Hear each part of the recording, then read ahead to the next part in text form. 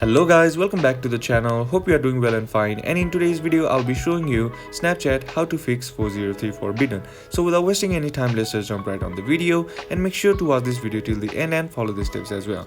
Now the first thing that you can do is head over and open up your app store, and here on the search bar simply type in Snapchat and then tap on the app and check to see if the app needs an update or not. Sometimes the older version also might be causing the issue that you are facing, so simply updating to the latest version will probably fix the issue. Now go back and try again, and if that still doesn't fix the issue, then what you can do is head over to your settings app, and once you're inside settings, scroll down, tap on general, type on iPhone storage, and once it loads, scroll down and then tap on Snapchat, and once you're inside here, tap on offload app and then tap on offload app once again. And what this does is it resets the app by clearing all the bugs and glitches that is present in the app, which might be causing the issue that you are facing. Now instead of this upload app, you will have an option that says reinstall app. Simply tap on that and try again, and that will fix the issue. And that's it for today's video guys. Hope this video was useful to you. Leave a like if it did, comment down below what the next video should be on, consider subbing to the channel.